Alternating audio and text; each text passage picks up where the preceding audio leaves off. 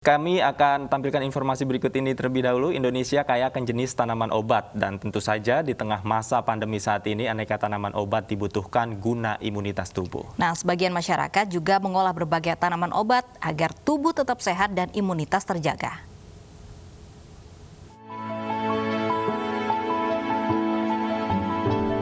Indonesia kaya akan berbagai tumbuhan yang bermanfaat untuk imunitas tubuh kita. Masyarakat cerdas tentu saja memanfaatkan kekayaan alam agar mempermudah hidupnya. Seperti yang dilakukan oleh warga Perumahan Umum Bromo Indah, Kelurahan Ketapang RW 3, Kecamatan Kademangan, Kota Probolinggo, Jawa Timur. Masyarakatnya yang guyup rukun di saat santai atau hari libur dimanfaatkan untuk merawat bersama Taman Toga ini. Setiap halaman sempit di perumahan dimanfaatkan warga untuk menanam tanaman obat-obatan dan sayuran atau sering dikenal dengan Taman Karangkitri atau Taman Toga. Kini masyarakat telah memiliki 200 jenis tanaman obat dan sayuran. Kita sudah mengantisipasi usia warga kita itu semakin lama, ini banyak yang sudah makin sepuh-sepuh. Untuk menghindari dari obat-obatan kimia, maka kita itu punya inisiatif dari warga untuk menanam obat-obatan yang dari tumbuh-tumbuhan, yaitu toga yang dimaksud seperti itu, Pak. Jadi supaya terhindar dari obat-obatan kimia, mengurangilah paling tidak seperti fresh.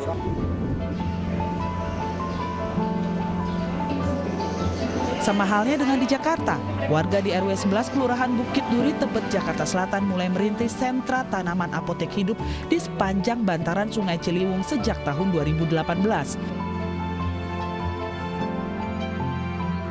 Berbagai jenis tanaman obat tumbuh subur dimanfaatkan sebagai obat gatal-gatal, perut kembung, panas badan, batuk, bisul, hingga mencegah penyakit kronis lainnya.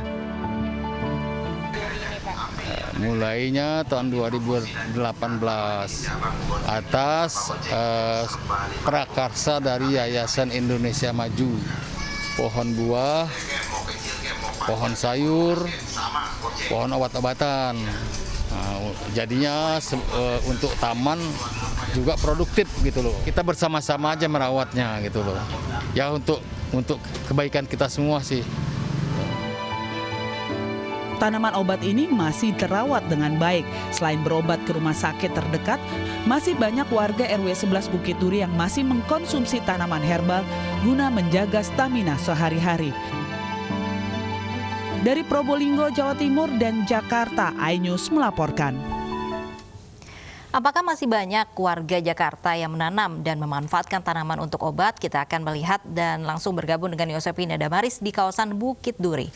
Ya, Yosepina, bagaimana sih keberadaan apotek hidup di sana?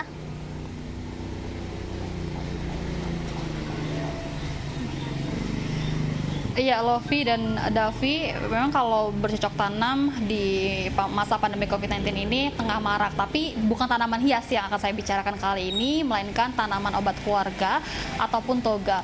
Warga RW 11 di Kelurahan Bukit Duri, Kecamatan Tebet, Jakarta Selatan memanfaatkan lahan hijau milik pemerintah sepanjang 150 meter untuk dijadikan apotek hidup. Tadi saya lihat ada kayu putih, ada binahong, cincau jeli, temulawak, sereh, jahe. Di belakang saya ini bisa saya tunjukkan, Lovi, Davi dan juga pemirsa, ini ada daun saga. Daun saga ini katanya bisa dikunyah langsung dan dijadikan obat sariawan. Kemudian ada daun miana. Daun miana yang warnanya merah marun, agak ungu juga ini bisa direbus, kemudian diberi air panas. Nah, air yang disaring ini bisa langsung diminum untuk obat batuk berdahak. Selengkapnya seperti apa?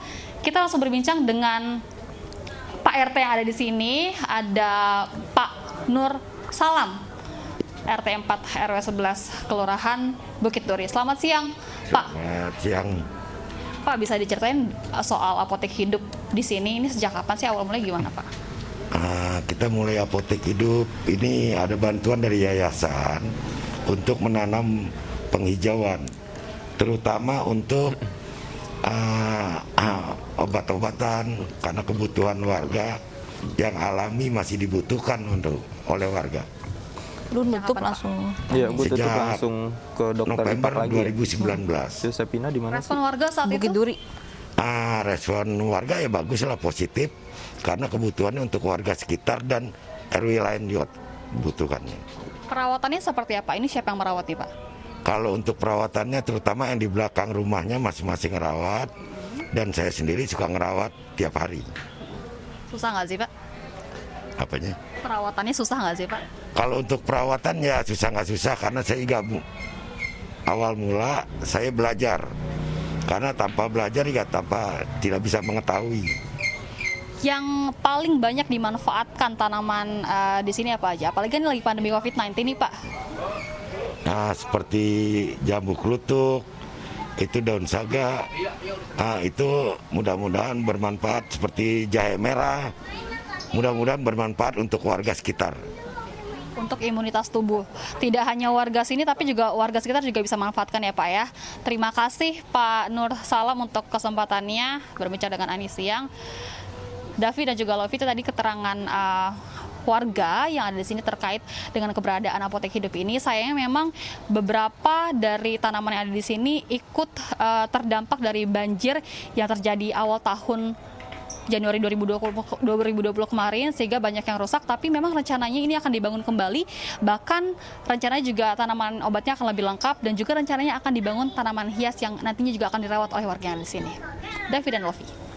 Baik, terima kasih Yosefina Damaris atas laporan Anda langsung dari kawasan Bukit Duri. Jadi ada beberapa tanaman juga tadi yang dikatakan oleh Yosi, diantaranya daun saga, daun miana, dan juga daun kumis kucing. Saya akan langsung kembali perbincangkan dengan Dr. Ipak. Dr. Ipak, tadi rekan saya mengatakan bahwa ada daun-daun juga yang sangat bermanfaat seperti daun saga, kemudian daun miana. Nah, kalau tadi Anda katakan rempah-rempah itu bisa dicampur dengan masakan. Bagaimana cara mengolah daun-daun seperti daun saga dan daun miana ini, dokter?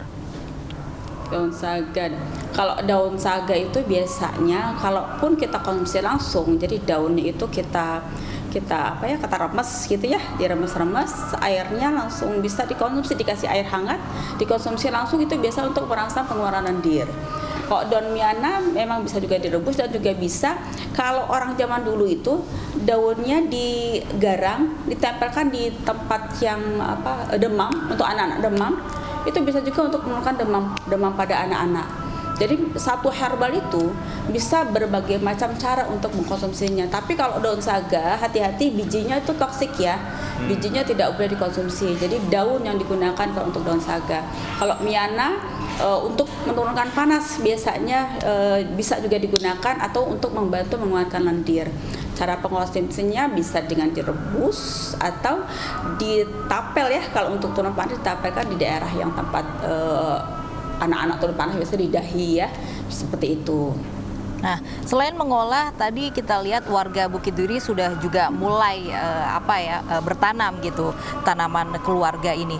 Nah, kalau untuk perawatannya seperti apa sih, dokter? Nah, kalau uniknya tanaman-tanaman ini sebenarnya nggak perlu butuh perawatan khusus ya. Bahkan kadang-kadang tak dirawat pun dia tumbuh dengan baik. Seperti sambiloto. Sambiloto itu antibiotik terbaik di herbal. Itu tanpa mesti perawatan harus menyiram yang khusus, dia bahkan bisa terbawa, bijinya itu bisa terbawa angin, terbang, bisa tumbuh di mana-mana.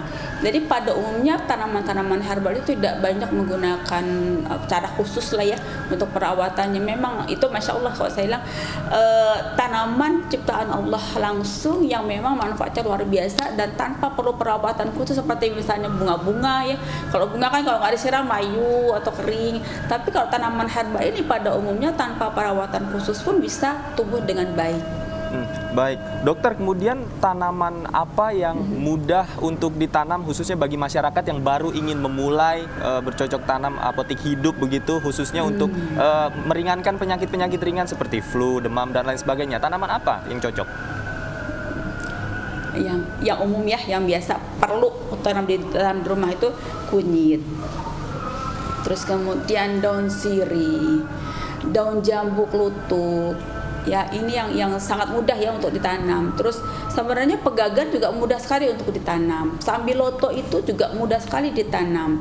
Yang penting kita tahu tanamannya, dan tidak perlu perawatan khusus yang harus disiram. Kalau nggak disiram mati. Dan prinsipnya tanaman-tanaman yang harus kita tanam adalah tanaman-tanaman yang berpotensi seperti untuk anti-infeksi dari sambiloto ya, sambiloto, rumput mutiara itu tanaman liar yang bisa tumbuh, kita cari di alam pun insya Allah dapat. Terus kemudian kunyit, daun jambu, kalau kita sakit perut kita pakai kunyit, pakai daun jambu. Terus kemudian untuk luka-luka ya, itu bisa juga pakai daun-daun jarak. Jadi yang pada umumnya itu mudah sekali untuk kita tanam. Baik, terima kasih informasinya menarik sekali. Terima kasih dokter.